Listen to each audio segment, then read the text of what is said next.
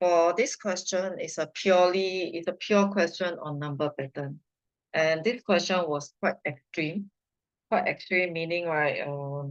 Those that are, those who can see it straight away, they find that this is very easy. But there are those people who left the whole question blank.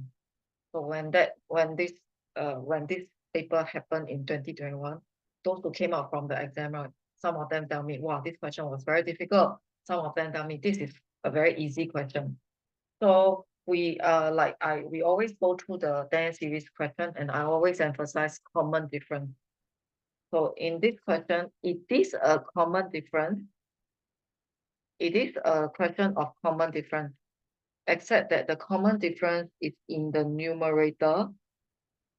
The numerator is one common difference.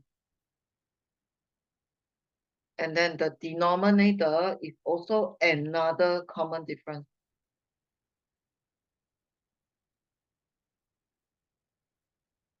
So in this question, right, it is number pattern, except that across all the numerator, there is a common difference.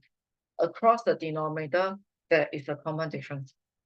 So if you understood that the numerator itself is a common difference, you will be able to see that you should be able to get part A, and you should be able to get part B as well by investigating the n term. So the numerator is a common difference. So A is 1, D is 4. So I get the n term for the numerator, because the numerator on its own is one common difference. And I also get the denominator, I also do a common difference. However, if A equal to 2 and D equal to 2. So both are common difference.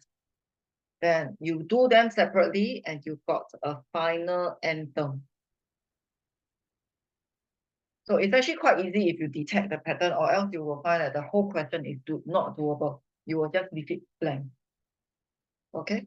Then in fact, you need this to continue to the second part. Because if you do not have this, right, you cannot execute this idea. You cannot execute this formula at all. So in fact, the whole question is gone already. That's why for this question, those who find can see that the common difference is on top and below, they find it very easy.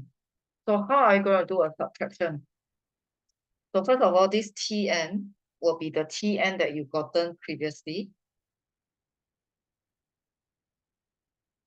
So some of you may not understand what is Tn plus 1. Tn plus 1 means you replace the original n. You replace n with n plus 1. So that means the n here, I'm going to change to n plus 1.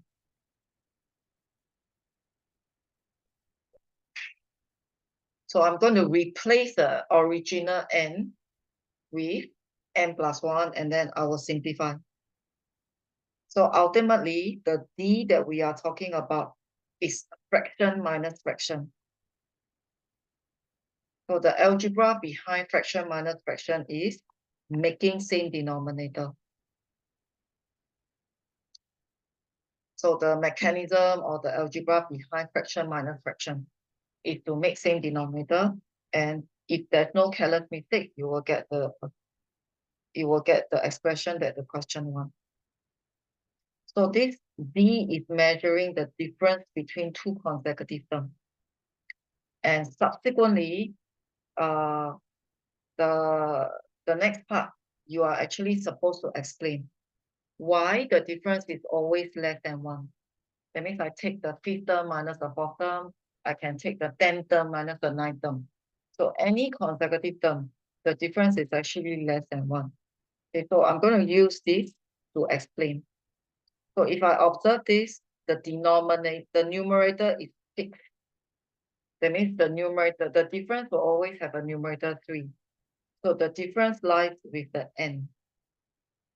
And if you look carefully, okay, n, if you think about it, n is the number of terms. It's the n term. So it can be T1, T2, T3, T4. So the n that we have is always 1 or more. because we are always talking about n term. So the n that we have is 1 or more. So meaning, right, it will be 1 times 1 plus 1. Okay, so you can think about 1 times 1 plus 1. So you will be always more than or equal to 2. So you think about that. Okay, or you can choose a 2 and then 2 plus 1. So that will also give you a 6. So eventually it will always be more than 2. That means you think about the product. So it can be 1 times 1 plus 1, which is equal to 2. It can be 2 times 2 plus 1. It can be equal to 6. It can be 3 times 3 plus 1. It will be equal to 12. So you just mentally try a few numbers. You realize that it's always more than or equal to 2. So you just have to try out a few numbers. Then it will always be more than or equal to 2. Then you multiply by 2 on both sides. So what are you trying to achieve at this point? You should realize that the denominator is 4 or more. That means, right, the difference will be 3 over 4. It can be 3 over 4. It can be 3 over 5. It can be 3 over 6. Of course, you can continue.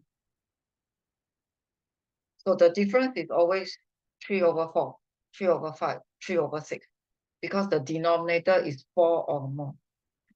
So it ends up all are fractions that are less than 1. So this is the fraction that is less than 1. That's why the difference is always less than 1. So in this context, I'm investigating the denominator because there's nothing for me to investigate about the numerator. The numerator is a constant already. So the numerator wouldn't change value, but the denominator will change value when I change the value of n. So in this case, don't forget, n cannot be a negative number. It cannot be a 0, because we talk about first term. That means n equal to 1. Second term, n equal to 2. So that is the logic that comes with this explanation. However, if let's say you find that you can't explain, right, this is 1 mark, so just don't be stressed by it. So like I mentioned, right, it's a pure question of common difference. It's a matter of whether you realize or not.